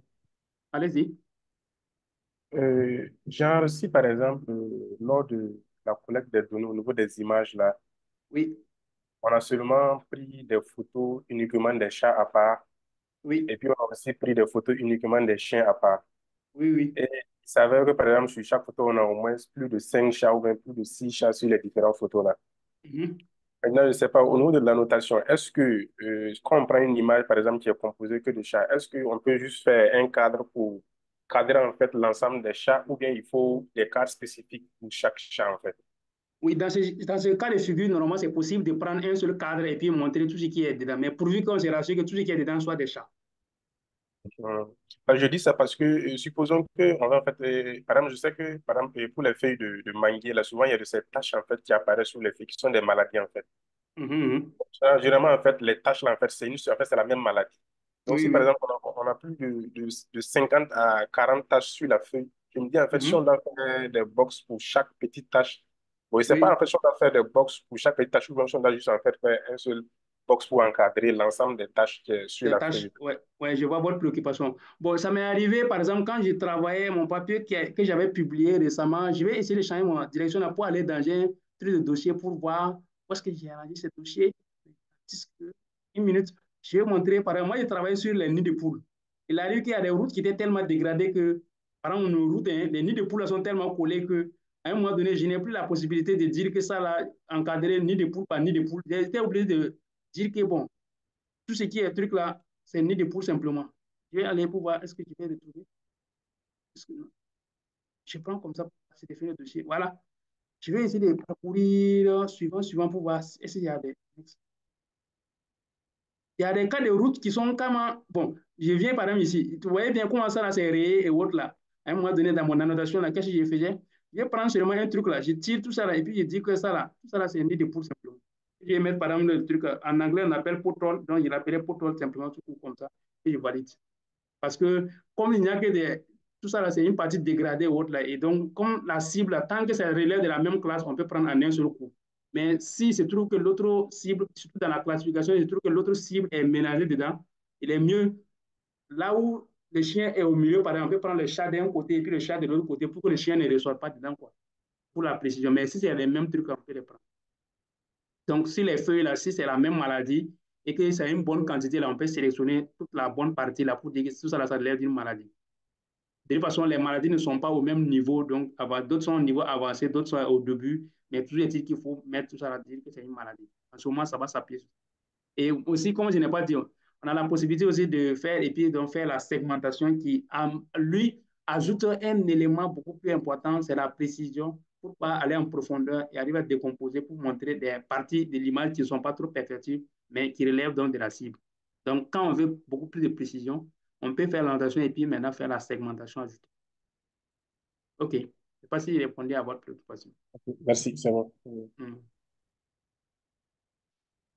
OK. Y a-t-il d'autres questions? Sinon, on peut maintenant essayer d'aller dans notre cas où on va entraîner un modèle. Alors, donc, on a vu comment astuce pour pouvoir télécharger les images, on a vu comment annoter, comment installer. Donc, supposons que je vais quitter ici. C'est cette fenêtre-là qui maintient le label IMG ouvert. Si je ferme tout à l'heure cette fenêtre, vous voyez bien, mon label IMG aussi est parti. Donc, mais le résultat demeure. Ce que ça a pu annoter déjà la demeure. Si je veux venir continuer, je reviens et je tiens compte du numéro de l'image là pour ne pas répéter les images déjà annotées. Je peux poursuivre avec le reste des images là. Tant que vous n'aurez pas fermé la fenêtre de l'invite de commande là, ça demeurera toujours ouvert. Si par erreur vous fermez, vous pourrez retaper la commande là. Vous activez votre environnement, réactivez votre truc simplement et puis voilà, ça va s'ouvrir et puis on peut poursuivre. C'est pourquoi le conseil d'enregistrer les images au fur et à mesure que vous allez, au cas où c'est fait par erreur, vous ne perdez rien. Bon, voilà pour le point de ça. On va aller maintenant à comment entraîner avec un modèle truc. Alors, je vais sur ce que je vais conseiller que chacun ait un compte RoboFlow. Moi, j'aime ça parce que les données sont déjà disponibles et avec YOLO, il y a une possibilité directement d'aller copier rien que le code simplement dans des images au lieu de télécharger les images localement sur mon PC. On va essayer de faire ça aujourd'hui et je pense que demain on est ensemble. Demain, donc, on entraîne avec le modèle, mais on montre juste l'astuce là et puis ça marche avec aussi. Je me connecte à mon compte RoboFlow. Si vous ne voulez pas faire beaucoup de trucs là, vous pouvez connecter votre compte Google directement. Si vous voulez aussi, vous pouvez décider donc de mettre chaque fois votre adresse mail et puis un mot de passe. Sinon, vous pourrez vous connecter directement avec votre compte Google. Bon, voilà mes projets déjà que j'ai eu à faire et autres là sont enregistrés à mon compte, ainsi de suite. Ce qui m'intéresse, c'est de venir dans la partie univers. C'est là où les données sont disponibles sur RoboFlow. Donc, vous venez ici. Si je travaille dans un domaine quelconque simplement, par exemple, si je cherche des trucs en lien avec le drone, par exemple, je suis en train de travailler, je dis, je tape drone et puis je dis de chercher. Donc, on va me proposer les projets qui ont porté sur le drone et puis la quantité de datasets, ainsi de suite, ou autre là. Je choisis ce que je veux. Donc, voilà des quantités d'images en lien avec des drones, avec différents projets, les auteurs, ainsi de suite, ou autre là. Donc, vous avez la possibilité de prendre ce que vous voulez prendre pour pas utiliser. Bon, on va décider de prendre par exemple une petite quantité. Je ne sais pas c'est quel projet la personne a eu à faire. Je ne sais pas, c'est dédié à quoi, c'est pour détecter quoi exactement. Mais il me semble que c'est comme si c'est pour détecter rien que les drones. Voilà. Voilà son projet. Ce qui est intéressant, donc il a déjà annoté, l'avantage c'est là-bas. C'est déjà annoté et on se fie donc à leur annotation, je pense. Et quand on voit effectivement, il a détecté les types de drones. C'est pour dire que si on est dans un cas de sécurité où on veut mettre des images, à chaque fois qu'on va voir quelque chose qu'on peut détecter que c'est un drone, voilà un exemple. Donc son dataset est déjà là annoté et naturellement réparti aussi pour pas y aller. Donc qu'est-ce que je vais faire? Si je vais télécharger donc le dataset, je clique dans le dataset de la personne. Alors, le téléchargement se fait en différents. Donc, je viens pour le format. Il me faut tenir compte du format de travail. Donc, si je veux travailler avec YOLO V5, PyTorch, ainsi de suite, par exemple, si il y a YOLO V9, je clique sur YOLO V9 comme ça. Alors, j'ai la possibilité donc de télécharger le fichier compressé. Là, je vais mettre sur mon ordinateur directement, localement, comme ça. Ou bien, j'ai la possibilité de prendre juste un code. Et c'est ce que moi, j'aime faire. Parce que la donnée reste là toujours en ligne. Si j'ai téléchargé, je peux toujours repartir télécharger. C'est-à-dire que si j'ai bien des images pour montrer à quelqu'un bien travailler hors connexion, sinon, je n'ai pas bien de prendre les. Ce sera lourd. Donc, j'utilise le code simplement. Donc, ça fait comme ça, je fais continue. Il va me donner donc une sorte de code dont on aura besoin quand on va arriver tout à l'heure et on va venir coller. Donc, il me donne un code comme ça, pip install RobotFlow et il me donne une clé, la version du projet et puis une clé. Cette clé-là renvoie là et c'est unique. Donc, je vais copier ce code-là. Quand je serai donc dans la partie dataset de mon modèle entraîné, je colle cette clé-là. Et puis, ça va récupérer directement les données à partir de RobotFlow. Voilà une astuce comment on gagne aussi ces trucs-là.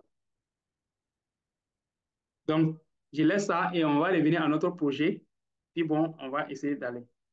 Donc, cette fois-ci, on va aller sur Google Colab pour pouvoir essayer donc d'entraîner cela.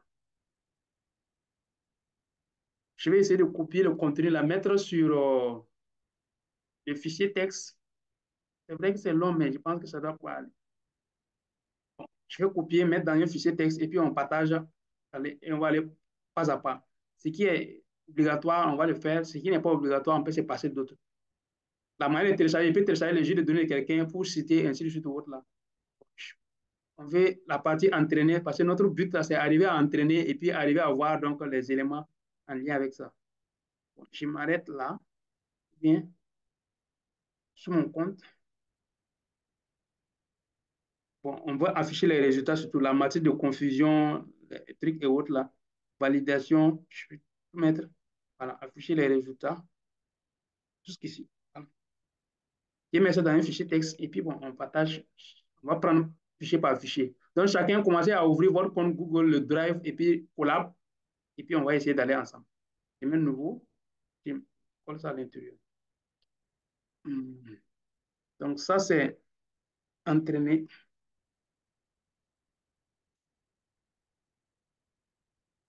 Euro V9. Voilà, je préfère comme ça.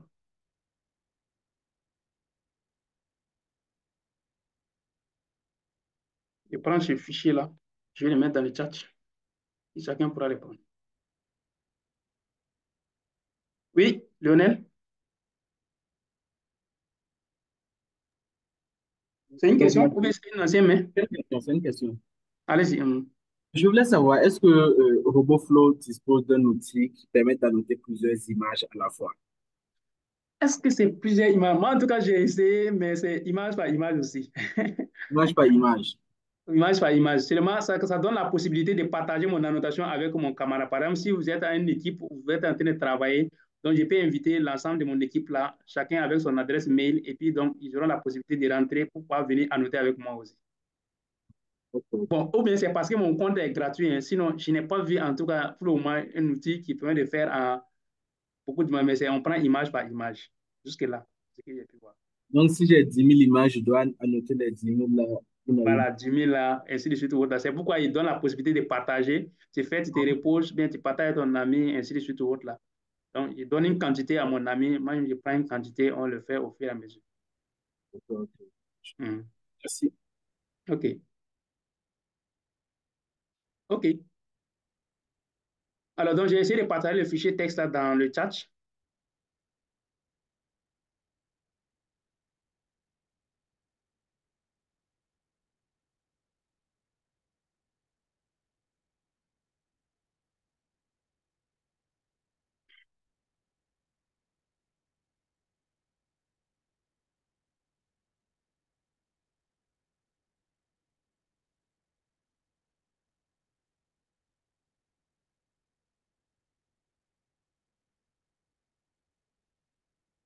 Donc, chacun essaie de copier. Donc, on y va rapidement.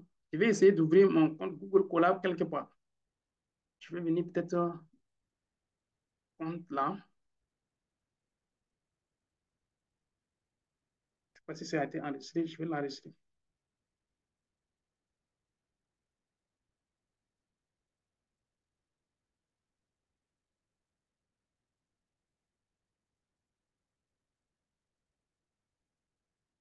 Comme on a montré, s'il y a des gens qui n'étaient pas là la dernière fois, on va revenir encore. La répétition est pédagogique. Je reviens, si je connecte à Google, je viens là et je prends mon drive. Je clique sur mon drive, on vient là. Donc, dans mon drive, je vais créer un truc de repository Google Colab. Je clique sur nouveau et je mets plus. Je vais venir et puis je vais voir Google Collaboratory. Au cas où il n'est pas là, vous pouvez cliquer sur Associer plus d'applications et vous allez chercher donc les applications à joindre. Donc, on prend une nouvelle fenêtre.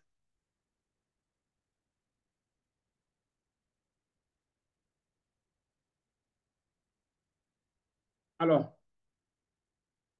je viens, après les choses, c'est de vérifier si je vais changer l'exécution. Donc, le type d'exécution, on a parlé la dernière fois, le CPU et je ne sais pas si, comme il y aura de l'entraînement, j'ai mis de prendre ça. Si ça exploite, tant mieux. Si ça n'exploite même pas, ça ne gâte rien. Ensuite, maintenant, je me connecte.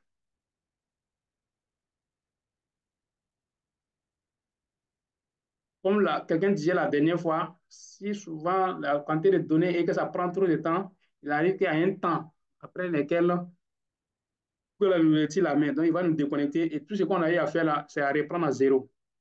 C'est en fait ça son inconvénient. Donc, je suis là, le fichier texte, on l'a mis, on va aller étape par étape.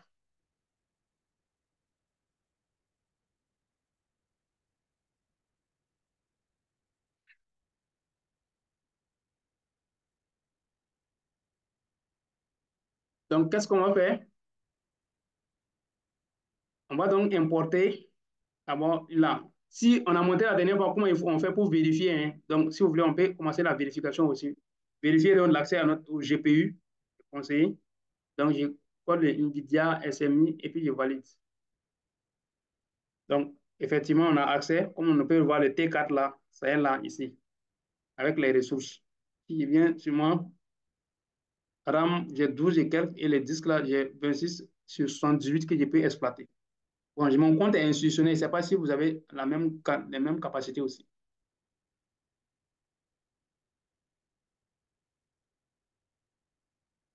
Ensuite, prochaine étape,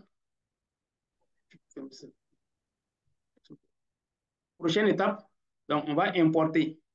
Donc, faciliter la gestion, donc on va se mettre dans le dossier Home pour être sûr que chaque fois qu'on télécharge quelque chose, on est directement à la Chine et à cause. Donc, je vais créer une autre ligne de code pour pouvoir donc faire ceci. Donc, en ce moment, tout ce qu'on fait, on est directement dans le dossier Home.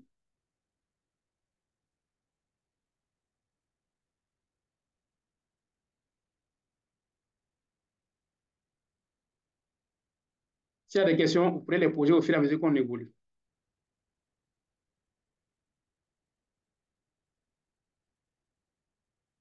Pour cloner YOLOVNet, bon, je pense que ce GitHub-là, ce n'est pas officiel, mais on peut prendre le GitHub officiel. Je pense que c'est mieux, hein. Une minute, je mets le lien de GitHub officiel là, de YOLOVNet, voilà, c'est celui-là. Je pense qu'il est beaucoup plus adapté de prendre ce qui est officiel. On va gagner en. Voilà. Je mets ça dans le chat.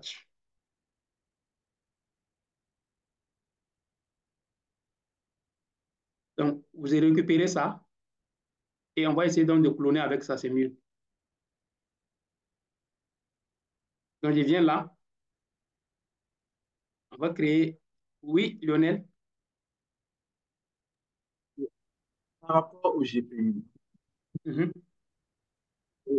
la dernière fois, j'ai mentionné le fait que lorsqu'on a assez de données et on entraîne notre modèle là, à un moment, on Oui, nous éjecte. oui. Maintenant, j'aimerais savoir, est-ce qu'il y a un moyen d'enregistrer la progression au fur et à mesure? D'enregistrer la progression au fur et à mesure. Bon, Oui, oui. ça veut dire que c'est l'autre inconvénient. Par exemple, tous les codes qu'on a mis demeureront là. Mais par exemple, supposons qu'il y avait un code ici que j'avais exécuté avant de venir exécuter ça. Si on me déconnecte tout à l'heure, je ne peux pas continuer à exécuter ça. Mais je revenir exécuter ça avant de partir. Sinon, mes données téléchargées aussi, quand on me déconnecte, je les perds aussi. Il faut les télécharger à nous. C'est ça son inconvénient. Mais il n'y a pas moyen d'enregistrer ça, dans le drive au fur et à Voilà, mesure qu'on voilà. avance Il y a la pour ne pas possibilité perdre. d'enregistrer le projet là sur le drive. En ce moment, si tu télécharges les données, c'est directement dans les données. Maintenant, si c'est utilisé localement ici, ça va être très OK? clair. Donc, il y a la commande pour pas enregistrer dans le drive. Oui. Mais OK. là, il faut valider l'accès à ton drive pour qu'on puisse mettre les dossiers là-bas. Merci. OK.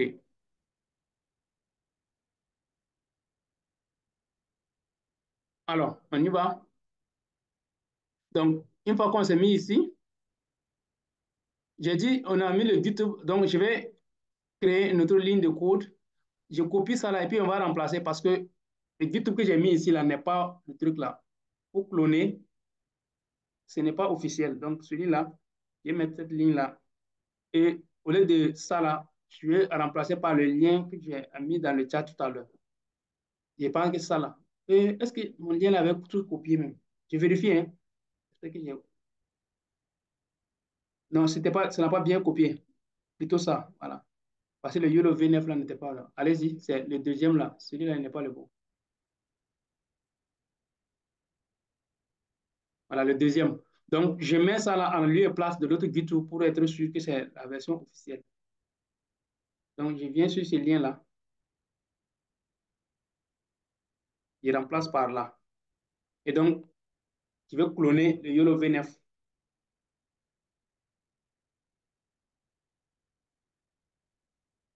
Voilà, une fois que c'est bon, il s'affiche directement ici pour éviter qu'on rentre dans des sous-dossiers, et ainsi de suite et autres.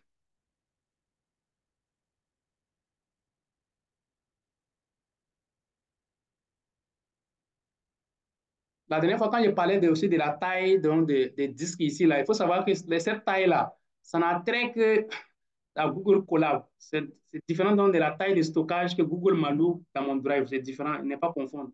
Donc, quand il vient dans mon drive, bon, ici, on ne m'affiche pas la taille limite parce que je suis dans un compte institutionnel.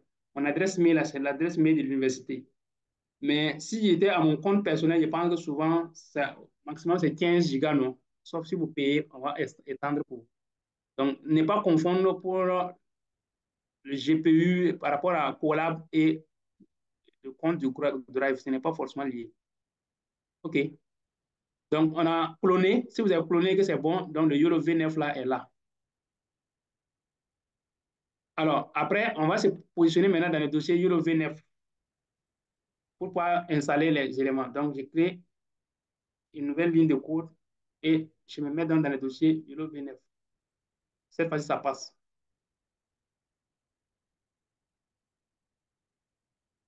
On commande CD pour se mettre, c'est pour qu'on se met dans le dossier YOLO V9 et on va maintenant installer les packages nécessaires. Prochaine étape. Comme les codes sont directement là, il faut installer maintenant les packages, tout ce qui est nécessaire pour nous permettre donc de faire le travail, les librairies nécessaires. Donc, on met ça et on installe donc.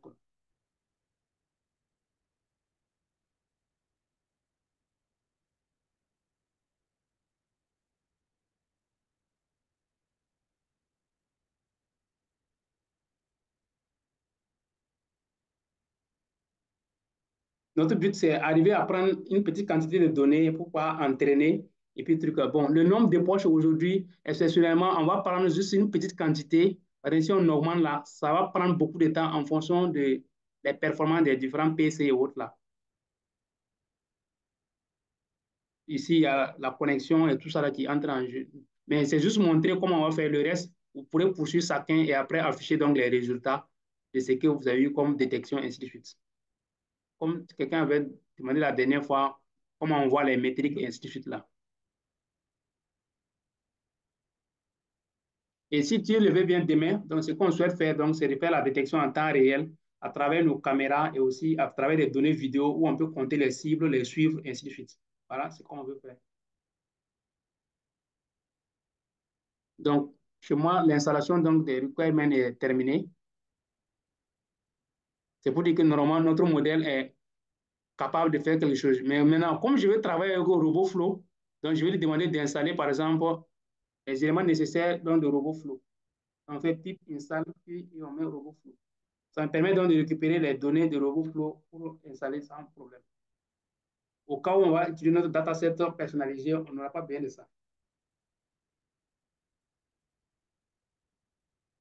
Je vais qu'on arrive à là où on peut directement prendre les données à partir de la plateforme RobotFlow ou Kaggle, ainsi de suite, pour pouvoir venir. Au lieu de copier les données physiques là, c'est trop lourd. Et ça va vous prendre non seulement la connexion, et ainsi de suite. On peut copier directement le code et puis venir télécharger directement à partir de là pour faire les tests. Donc, j'ai fait ceci. Alors, pour les poids, la dernière fois, on avait vu, on a dit qu'il y a différents poids de YOLO. Et il n'y a que deux qui sont officiels, même si les deux autres marchent. Donc, les deux officiels, là, c'est le C, le YOLO V9C et puis le E. Maintenant, les GLAN C et puis eux aussi marchent, mais ils ont dit que ce n'était pas officiel. Donc, on peut décider de prendre un seul poids pour télécharger puis faire notre travail avec. De toute façon, après, vous pourrez vérifier. Donc, je peux prendre le premier poids seulement qu'on va télécharger. Donc, on prend le modèle là et on va le télécharger. Donc, je mets ce poids-là, c'est le C. Si vous voulez, vous pouvez prendre le E aussi, même pour avoir pas le GLAN. Donc, moi, je télécharge le C.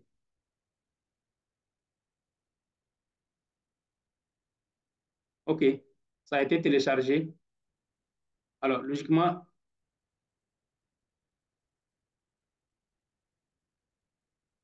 tous ces éléments doivent être réunis maintenant pour nous permettre de faire un cas de détection. Les requirements et autres, tout a été téléchargé.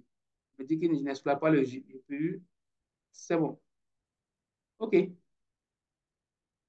Prochaine étape, je vais vérifier donc le poids. Bon, il est déjà là. Si on veut examiner le schéma, on sait qu'il est déjà là. Mais si je peux vérifier, cette commande permet donc de vérifier là où il est.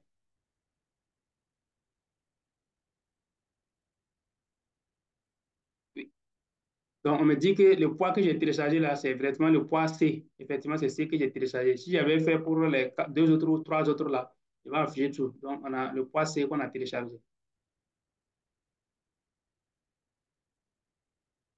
Ensuite,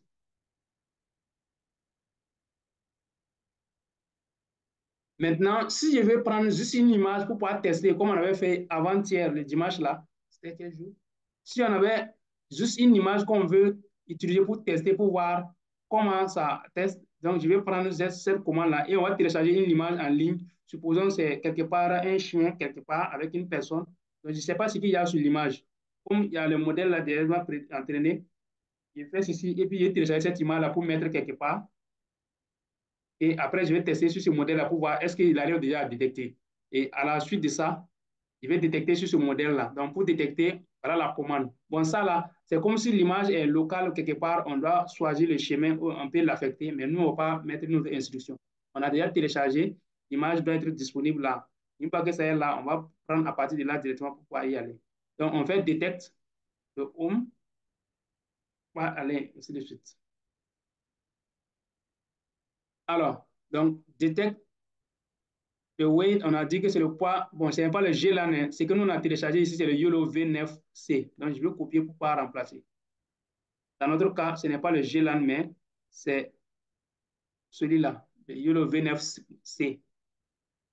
Alors, la confiance, on a mis 0,1. Si on veut, on peut changer, mettre 0,2, ainsi de suite. C'est à nous de définir. Donc, la dernière fois, on dit que si on ne mettait rien comme confiance, il va détecter avec le truc. Maintenant, si on met un seuil, ben, il va détecter donc les images qu'il détecte avec un seuil de confiance supérieur ou égal à ça. Voilà. Et maintenant, la source, on doit préciser là où l'image se trouve. Donc, l'image, c'est donc qu'on a vu télécharger, on met ici. Quand on met device 0, c'est pour dire qu'on travaille sur le GPU par défaut. Donc, si c'est bon, je lance pour voir s'il retrouve l'image.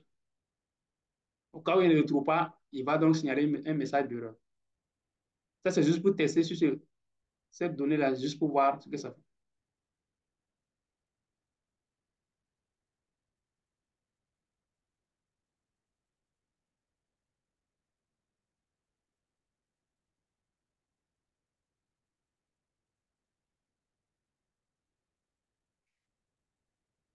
Naturellement. Bon, on me dit, oui, il y a un message. Le seuil de confiance correspond à la probabilité qui apparaît au niveau de chaque objet. Oui, naturellement. Par exemple, on a vu la dernière fois sur un exemple d'image qu'il a détecté et il affichait par exemple 0,92. C'est pour dire qu'il est à 92% sûr que c'est un chien, que c'est une personne, que c'est un cas. Donc voilà, c'est ça en fait qu'on appelle le seuil de confiance. Si vous ne venez pas, par exemple, qu'il prenne là où il n'est pas sûr, vous pouvez définir ce seuil-là, par exemple, à 0,4, 0,5, pour dire que s'il n'est pas sûr à 50% que c'est un quart, il ne détecte pas. S'il n'est pas sûr à 60% que c'est une personne, il ne détecte pas et donc il ne va pas afficher dans les cibles. Donc il va laisser tomber. Maintenant, si vous n'avez pas donc de contraintes par rapport à ça, vous le laissez lui-même et il va afficher tout ce qui est seuil là. Même si c'est à 0,1%, il va mettre que c'est 0,1, 0,2. Mais si vous mettez une valeur, il ne va montrer que ceux qui sont supérieurs, les seuils qui sont supérieurs à cette valeur ou égal à cette valeur. Voilà à peu près. Donc, ça correspond effectivement à la probabilité, bon, on va dire la confiance qu'il a. Il se dit qu'il est confiant à 50% que c'est une personne. Voilà à peu près comment ça. C'est exactement ça.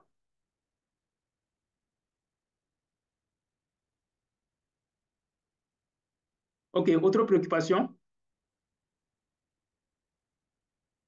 Alors, bon, on me dit que ma source ne correspond pas, le GPU, j'ai mis 0. Je vais mettre 1 pour dire ce que ça fait, pour voir.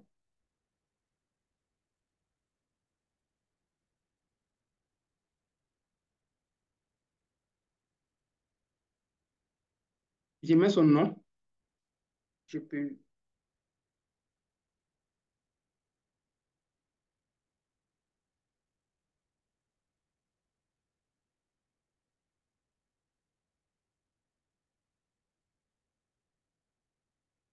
C'est le même message que dans Torch, que dans Device. Je regarde.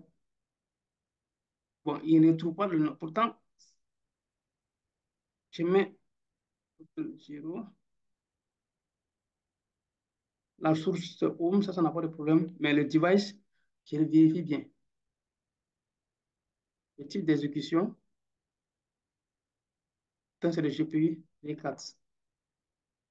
Ce qui ne veut pas me déconnecter directement.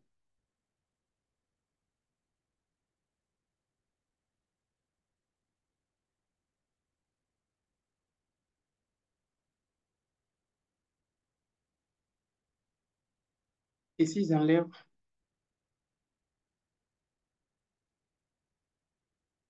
il ne précise pas le device.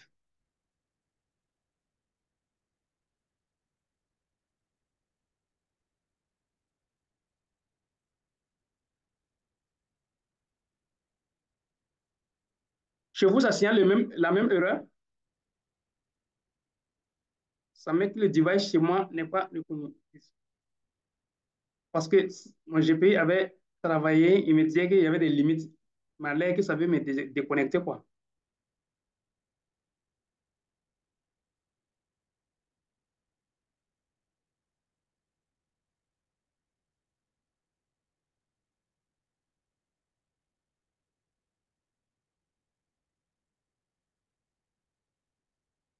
Quelqu'un d'autre a la même erreur?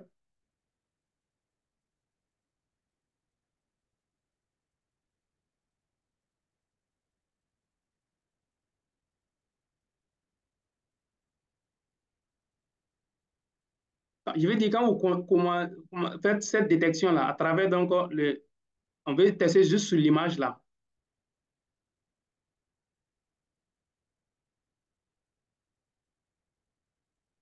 Moi, je peux à l'aide de vouloir se déconnecter, quoi. Donc, si chez vous, ça va, tant mieux. En fait, j'avais travaillé, et on me disait que mon GPU était limité, mais comme j'avais fait une pause, j'ai cru que ça allait pouvoir continuer. Donc, ici, c'est juste pour pouvoir tester pour l'image, sur l'image, pour voir ce que ça donne sur l'image. Donc, on veut que ça donne les résultats de l'image et comment afficher les résultats directement. La dernière fois, on a vu qu'on pouvait télécharger l'image à partir d'ici, mais on peut afficher directement les résultats. Donc, on va monter la commande pour pouvoir afficher les résultats de l'image. Donc, mon GPU est en train de vouloir partir, mais je n'ai pas changé de compte parce qu'on n'a pas le temps de ça. Il nous reste juste quelques minutes. On va expliquer le reste, et puis, mais je veux qu'on aille là. Donc, suivez bien, on va expliquer maintenant, si on veut afficher les résultats, comme on dit, on met from Python display et on dit import image, et maintenant on met donc là où l'image se retrouve. On a vu la dernière fois que quand il finit de tester sur une image là, ça part dans le dossier YOLO V9, il y a run, il y a detect, et en fonction du nombre de tentatives, si c'est notre premier test, ça sera dans S tout court, si c'est le deuxième, c'est S2, S3, ainsi de suite en fonction du nombre de tentatives qu'on a eu à faire et on définit la taille dans la largeur de l'image. Ça va afficher l'image directement ici. Maintenant, nous, c'est quand est-ce qu'on veut prendre le jeu de données? Oui, une question. Okay, chez vous, ça marche. Mais moi, on est en train de vouloir me récupérer quoi, la main. C'est pas grave. J'avais beaucoup travaillé avec le GPU là. On me signalait que mes ressources sont limitées parce que je veux me récupérer la main. Alors, donc, ce qu'on veut faire, une fois qu'on teste, vous pourrez donc si le test a marché chez vous, vous allez copier directement cette commande-là et puis vous allez coller pour pouvoir donc arriver à voir votre image détectée. Ça, les deux lignes, comme ça, voilà. En ce moment, vous aurez la possibilité donc d'afficher directement le résultat de votre test. J'aurais dû changer pour aller sur un autre compte pour pouvoir faire. Donc, vous allez lancer ça. Qu'est-ce qu'on veut? On veut dire maintenant d'afficher le résultat de la détection là à partir donc de l'image qui est là-bas. Et on a dit que chaque fois qu'il fait une détection, on vient dans le dossier RAN, comme ça. Je sais qu'ici, si vous-même vous voulez afficher, vous venez dans le dossier RAN, Detect, et vous allez voir Expo, ainsi de suite au autre là. Donc, les différents tests là sont affichés ici. Donc, si il se trouve que tout cela, il y en a, c'est-à-dire votre dernier test là doit être dans Expo 6. Si c'est le cas chez vous aussi, c'est-à-dire que votre dernier test là doit être ici, s'il n'y a pas eu de tests auparavant. Donc, ça va être peut-être 1 ou 2, ainsi de suite. Mais par défaut, c'est le 2 qui s'affiche ou bien le 3. Donc, vérifiez vous êtes à quel niveau pour pouvoir donc mettre le numéro de votre Expo là ici. Normalement, votre résultat va être quelque part. Vous pouvez fouiller de toute façon. Vous voyez là où il y a votre résultat en lien avec le chat, le chien là, à l'image qu'on a eu à prendre. Le nom de l'image, c'est dog.jpg, comme ça. Donc, en ce moment, il va afficher l'image ici. Alors, donc, ce qu'on va vous donner de faire, c'est l'entraînement. Peut-être que ça ne va pas finir tout de suite. Vous allez essayer de faire jusqu'au soir et après, vous allez afficher le résultat. Donc, je vous montre comment faire ça avant de clôturer aujourd'hui. Comme il est 18h passé, c'est vrai, on a commencé avec un retard. Donc, la première possibilité, on peut aller prendre les données de quelqu'un et puis s'authentifier sur le robot. La deuxième possibilité, on peut télécharger les images directement à partir des liens. Vous avez vu tout à l'heure ce que j'ai eu à faire. Donc, si je vais entraîner le modèle là sur un modèle que j'ai vu, quelqu'un sur le dataset de quelqu'un, je suis obligé d'avoir cette commande-là directement là-bas. Donc, le pip install RoboFlow, ces codes-là, c'est tout ce que j'ai montré tout à l'heure ici. Donc, quand je suis venu sur RoboFlow Universe là, et quand je voulais télécharger les datasets comme ça, vous voyez, on a donné et on m'a dit de choisir le format. On travaille sur YOLO V9, donc vous allez choisir YOLO V9. On ne veut pas télécharger le fichier compressé, mais c'est le code qu'on veut télécharger et on fait continue comme ça. Vous allez faire ça et qu'est-ce que vous allez faire? Vous dites de copier ces trucs-là. Normalement, il y a la fenêtre directement copier ici. Vous cliquez sur copier et vous venez donc dans votre fenêtre-là. Cliquez une nouvelle ligne de commande comme ça et on va coller ce code-là. Faites comme ça. En ce moment, il va télécharger directement le dataset, les données de la personne là directement. Vous mettez chez vous avant que vous lancez l'entraînement.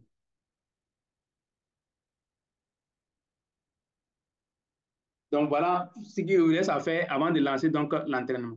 Donc voilà, les données sont déjà téléchargées et donc ces données-là seront directement chez moi. Ça dépendra de comment la personne a réparti ces données, soit en train, en valide et puis en test, ainsi de suite. Donc, si je viens maintenant, bon, ça c'était le doc que j'ai téléchargé là. Si vous faites ça, ça veut dire que l'ensemble des données sont disponibles chez vous. Maintenant, comme je l'ai dit, il y a une clé. Cette clé-là, elle est unique. Regardez bien cette clé-là, entre griffes là, elle est unique. Donc, ça renvoie directement au travail de la personne. Donc, de sorte que si vous modifiez ça, vous n'aurez pas accès aux données de la personne. Ça, c'est beaucoup plus libre. Or que la deuxième méthode, vous devez faire et vous partez sur RoboFlow.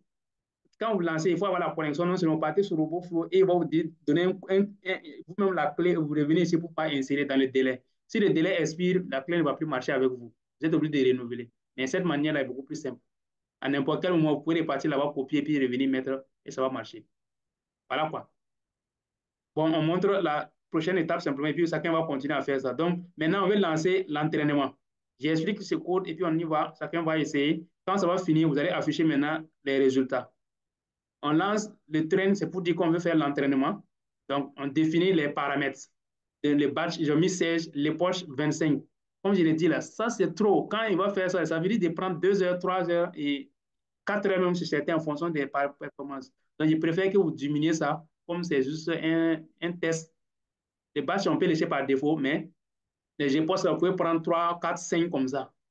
Parce que c'est le nombre de tours qui va parcourir les données pour pouvoir vérifier si ce qu'il fait là est exact. Donc, ça prend du temps souvent. Si la donnée est de quantité.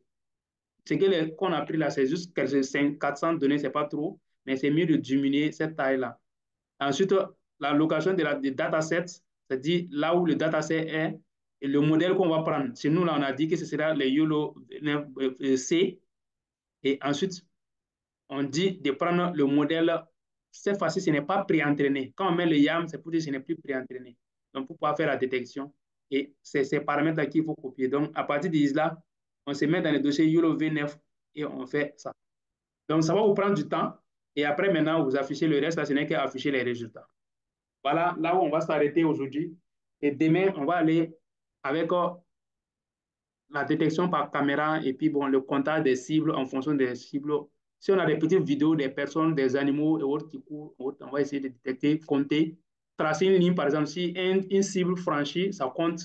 Si dans l'autre sens ou bien dans un seul sens, pourquoi pas. Voilà, grosso modo, avant qu'on s'arrête, on a débordé, mais comme on a commencé en détail aussi. Est-ce qu'il y a des questions? Donc, chacun a le fichier. Vous pouvez copier pas à pas pour pouvoir aller. Oui, une doléance. Oui, Une question. Bon, une oui, doléance. allez-y.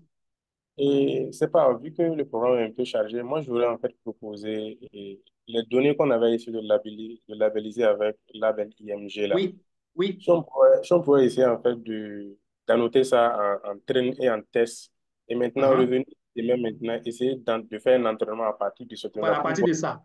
Voilà, c'est ce Voilà, que j'avais souhaité en tout cas. Si beaucoup de gens conviennent, vous allez essayer de... Mais ne prenez pas des données de très grande quantité, maximum 100. Et vous allez répartir en train et puis en test. Train là, si c'est 100 images par exemple, ou bien mettez 60 pour le train et puis les 40 là, on va faire le test. On peut laisser la validation même, mais c'est pour voir comment on peut prendre les données de façon locale pour pouvoir faire ces éléments. Donc, vous allez essayer d'annoter. Prenez ce soir là pour annoter. Et on vient sur demain, vous répartissez les deux là, annotation de côté et les tests là de côté. Pour que quand on vient demain, on essaie sur ça rapidement avant d'aller sur les trucs de détection en temps réel. C'est une très belle proposition. Quand le temps est limite, on préfère que les gens puissent faire ça chez eux. Vous savez déjà vos dossiers là où ils sont et on va montrer qu'on va prendre ça pour mettre dans notre drive et on va essayer donc de charger pour pouvoir y aller. On teste sur ça et puis on voit la performance. Ça, c'est déjà des données qui ont déjà été annotées par quelqu'un sur RoboPhoto où on prend pour pouvoir donc faire notre travail. OK. S'il y a des questions, d'autres questions, les enregistrements du webinaire, normalement, Amon a lancé l'enregistrement, donc il pense qu'il va pouvoir partager pour que les gens qui veulent répéter, suivre après, la tête refroidie pour pouvoir y aller. OK, le modérateur est là. Oui, il y a une main levée, une question. Oui, bon, c'est le modérateur qui vous invite à la Ah, question. OK, OK, voilà. J'aimerais savoir, est-ce que c'est possible d'avoir après le notebook? Oui, oui. Je Ok, vais ça marche. transmettre, voilà. Le Ok, transfert, il n'y a rien de truc dedans. Même pour demain, le code et tout ça, on partage quoi. OK. On va faire compiler l'ensemble et puis on traverse. OK. Autre question? Sinon, allez-y, modérateur. est-ce qu'il y a des questions? Il y a des questions. Ok. Apparemment, il n'y a plus de questions. OK. Nous voulons vous remercier pour votre présentation. Vraiment, c'était vraiment intéressant. Nous allons pratiquer et puis revenir avec des données labellisées afin que l'on puisse continuer et aller plus rapidement. Voilà. C'est surtout ça. Donc, s'il n'y a plus de questions, nous allons clore la session d'aujourd'hui. Merci beaucoup à tous les participants et merci encore une fois de plus à M. Koulibaly pour sa disposition. OK. Merci à tous. Agréable soirée. À demain, Inch'Allah. Inch'Allah.